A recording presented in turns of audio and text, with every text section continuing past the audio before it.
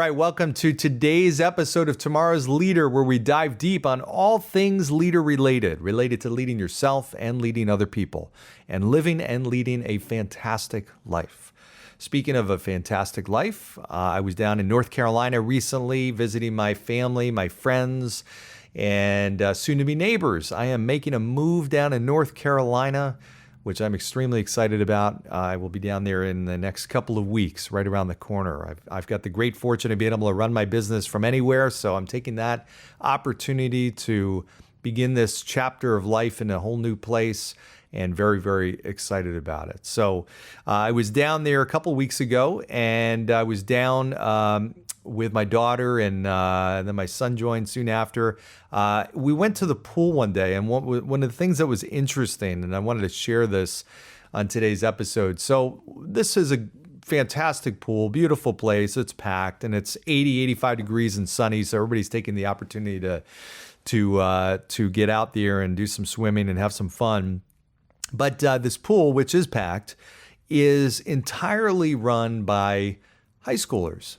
So it is from the moment you walk in and check your badges to the lifeguards on duty to everybody. It is all high schoolers that are running the show.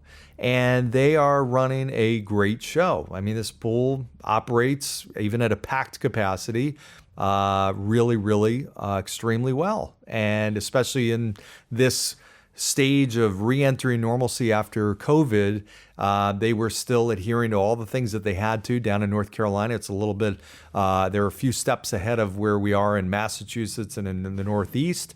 But nevertheless, they were running a really tight ship, and it was really run well. What caught my attention was at the pool, and I've shared with you that in my past, one of my many jobs growing up and in college was and in high school was a lifeguard. And I was a pool lifeguard, and not the lifeguard that you would want to necessarily have guarding your life if you did not know how to swim. So fortunately, the pools that I was a lifeguard at were no deeper than maybe 5 feet. But nevertheless, I was a fraction of the lifeguard talent and skill and focus that I saw at this pool. I was impressed that these lifeguards really seemed to be in their A game. They were focused. There was one lifeguard in particular that really caught my eye, and this lifeguard was so focused on the water and his job of guarding that water and the people in it, that he stuck out to me, and I took note, and I was just impressed that here is a high school kid that could probably be, letting his mind go wherever or his eyes wander wherever, yet really took his job seriously, and that was to guard that water, make sure everybody was safe in the pool. I watched him for a while, and there was not a time where his eye gaze broke what he was supposed to be looking at in that pool in front of him. And what it got me thinking about is the whole challenge of getting people to take ownership in a role. I mean, here was somebody that took an extreme level of ownership in what he was doing. And that's what made this pool really run so well, is everybody took a high level of ownership in it. And I talk to leaders all the time, and this is just one of those really challenging things when you're running an organization, to get everybody in that organization that's got a role to really own that role. And every leader will talk about it. Hey, yeah, I want to build an organization that's full of people with an extreme level of ownership. And the reason why leaders talk about it is they know what kind of results that ultimately provides, right? You've got a bunch of people on your team that take such extreme levels of ownership in what they do. It's inevitable you're going to have great results. As long as they know clearly what they need to do and what their mission is, when they take a level of ownership, it totally transforms the results. And the reason why is because you have somebody there that is willing to do not only what it takes, but whatever it takes to perform that role at such a high level, because they own it. It's not going under somebody else's recognition or somebody else's name. Their name is next to that. And for whatever reason, it may be a number of them, it's extremely important for that individual, for that outcome to be positive. because it's them. It's a reflection of them, right? It's a personal thing. And they're on a mission to make sure it's done at an extremely high level. And I love walking into organizations. You can almost see when you walk into a store or a restaurant or whatnot, you can see people that take such a high level of ownership. And again, that's just such a big factor to these organizations winning at such a high level. So the question I get a lot, and I work with leaders on this all the time, is how do you really breed that level of ownership? Some people seem to just have it. You give them a task, they run with it. But this is a leadership thing. I mean, there are things that we can do as leaders to breed ownership and help people develop that level of ownership. And there are things that we may not consciously do that actually take that away. I was talking to a friend of mine who his boss constantly gives him things to do and projects to work on and ownership, things to own. But then the boss is always there kind of pulling things back, or watching closely, or, hey, you go do this. This is totally yours, but not really. That's not really how it is, because he can tell by the boss's actions that he hasn't let go of this thing. And all that does is it deflates my friend. My good friend is left in a situation that she's frustrated, and it's because it's not really his, right? It's his boss has loaned it to him for that period of time. So it's a whole different picture, right? And one of the tough things, the challenge for leaders, especially leaders that have built something in an organization, is it's really difficult for them to let go of things because they have such this desire to maintain control because they're the ones that may have gotten it to a certain level. And then to pass off any part of that to somebody else is a really, really scary thing. And the reason it's scary is because there's a lot of pride in what they've put together, and they don't want to see it go downhill. They don't want to see this task now that I'm giving to somebody else. They don't want to see that ball dropped. And they can't afford to see it drop, maybe from the business results standpoint, but also personally. I worked so hard to create this thing. I don't want anybody to mess it up, right? But leaders, there are a lot of leaders that even know that, hey, okay, for me to really grow this thing, I need to develop other people. I need to pass off certain parts.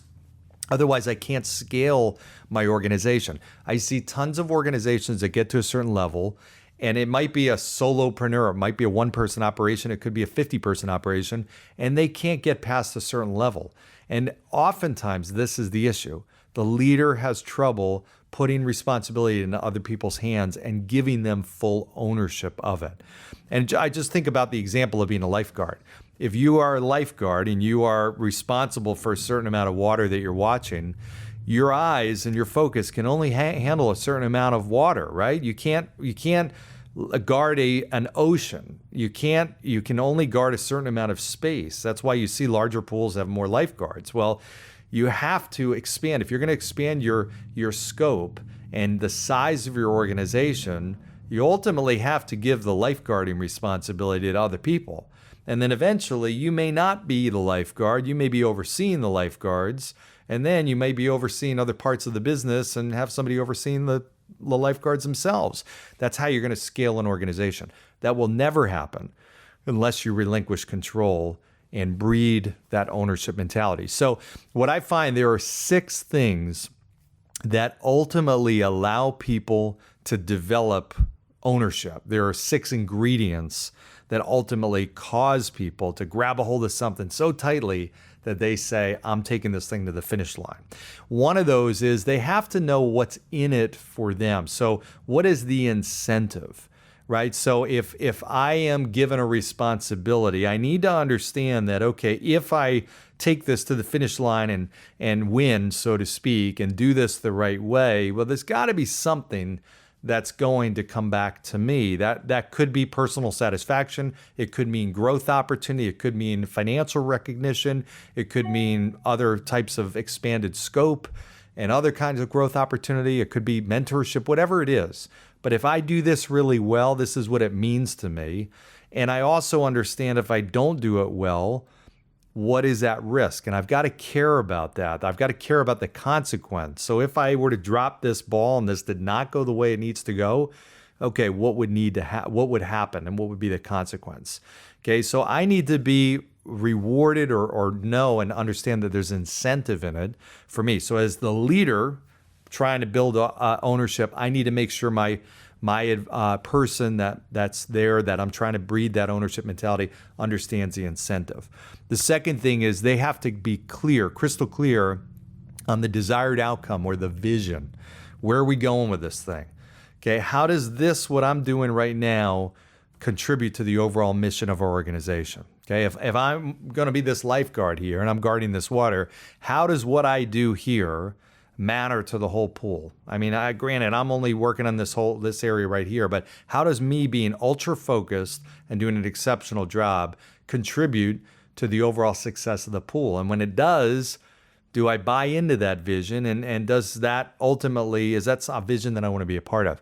That's the other component to building ownership. They have to understand the vision. In the military, hey, the vision is achieving this mission successfully. The mission, the vision and the mission is that everybody returns safely. That mission is accomplished precisely exactly the way that they want to. The level of ownership in the military is so ultra high, especially with special forces. You hear about Navy SEALs talk about, and Jocko Willink talk about extreme ownership. That is just that's the whole fabric that makes up who they are. So that's the second thing, is the vision. The third thing is clarity, right? So I need to understand what is expected of me and what does doing this role at a really high level look like. So back to the lifeguard, if I am a lifeguard, okay, does that lifeguard understand that what is expected is not just that his or her body is at the edge of the pool, but that their eyes are moving around the pool at a certain fashion? There's actually expectations around that, right? You're not fixated on one part of the pool too long because I can't see what's going on over here on this level right here. If I'm looking over here, I can't see what's going on over. So what does that actually look like to succeed at that level? Okay, if there's a problem, what's happening? Okay, what do I need to do if I see somebody that's actually having a problem? Do I jump off my post? And if that's the case, who's watching over here? What do the other lifeguards do? Or what's my responsibility? There's a lot to understanding that total picture, and sometimes it's bigger and broader and more complex than you may think. So that's the third thing, to have ownership. I need absolute crystal clear idea on expectations. What does it look like to execute this role at the right level? The fourth thing I need confidence. I need to know that I can do this, okay? Or I need to know that I can learn how to do this, that it's going to be a path that I'm going to get better and better at. I have to be able to know and have confidence that I'm going to move in this direction and it's going to be positive, progressive. I'm going to get better and I'm going to grow. Okay, but I've got to be able to know that I will be able to do this task. Okay, it can't be something that's unrealistic or something that I just don't have the confidence to do. That's number 4. Number 5 is I have to be willing to do it. It's got to be something where when I measure all those things and say, okay, here's what's expected of me. Here's my confidence level of doing it. Here's the incentive. Here's how it contributes to the overall picture. I got to be willing to do that, right? I've got to be willing to take the risk that's going to be taken. I've got to be willing to step maybe outside of my comfort zone. I've got to have a willingness to move forward, and that will contribute to my level of ownership. And then the 6th thing, which is incredibly important, one of the most important ingredients, is I have to feel empowered. That's the missing ingredient a lot of times, right? Leaders will put something in somebody's hands and not empower them to do it. They'll give them something, but then they'll be looking over their shoulders. They'll tell them they have decision-making responsibility when they really don't. Hey, I want you to take this, run with it. This is entirely yours. But check in with me before any kind of decision is going to be made. Okay, or hey, make sure you're working with these other people, and they're going to be partially responsible for it. No, that's not how it works. Empowerment means that this individual feels a sense of responsibility and autonomy and independence to be able to make decisions that ultimately are going to achieve that goal and that objective. And with that, the tough thing for a leader is that you've got to be able to step back. In order to empower people, you've got to be able to step back from it and give them room. It's like if I'm training my son or daughter to ride a bike. Okay, at some point, I might be behind them, but at some point I got to let go. And the risk there is that they're going to fall down, right? But the other side of that, which most of the time happens, is they're going to keep going. They're going to learn how to ride that bike. I've empowered them. But to empower somebody means that you let go of the reins. You're not in control anymore, which is really, really tough for leaders to do, I know. But you have to let go. In order to grow, you have to let go. Okay? In order to grow, you have to let go. That's absolutely critical. And that's when you're going to develop people. Now, it doesn't mean that it's going to be instant success. So what's tough sometimes is I've seen leaders where they let go, and then as soon as that bike starts to wobble, they come running back and they grab the bike. Well, you can't do that, right? People have to fall down. But if they feel like you're going to be there to jump in as soon as things start going wrong, they're not going to put 100% into it because they don't feel like it's theirs. They feel like it's yours. And it is yours. It's not theirs because you still have your hands in it. So my biggest message for leaders is you have to step away. You've got to be able to let go. Now, it doesn't mean that you turn your head completely and put your blinders on and don't even pay attention. Of course not. Okay. But if I have a lifeguard that I trust and I'm empowering, if I'm sitting there right next to them and watching them watch the water, at some point they're just going to feel like, okay, well, why am I here? We don't need, two sets of eyes on the same water. If you're going to have me do this and you want me to take ownership of it, you gotta trust me. Okay, so leaders need to be able to do that. They need to fully empower their people. That's going to be another topic in another podcast. We're going to go deep on empowerment because that in and of itself is there's so much to that. But this topic today, those 6 things are really critical. To develop and breed a high level of ownership in your organization, you have to have those 6 things. Again, that's vision. You've got to have them buying into the overall vision of the organization. And what does it look like when this role is done well and how it contributes to that organization? You have to have a good incentive, right? They've got to be clear on what does this mean to me? When I do this really well, or if I don't do this really well, what happens? Okay, that's the incentive piece. Third is clarity. That role has to be crystal clear, exactly what's expected. They've got to know what it looks like to do it at a high level. They've got to have the confidence to be able to do it and know that they can either do it really well now or learn how to do it really well. They've got to have the willingness to do it based on all those factors. And then lastly, they've got to be empowered, fully empowered to do it. When you do those things, you're going to find the people underneath you are empowered. Your organization is going to move up to the next level. Unbelievable things happen when you have people that have ownership. All right, so hopefully that was helpful today. Keep your ideas coming. I love to hear from you, what's going on out there in your scope and your world and all the things that you're doing great and the things you may have struggles with. We're here to talk about some ideas, strategies, and things that can help other people. So be sure to like, share this, comment, subscribe, and we'll look forward to seeing you next time. Thanks, everybody.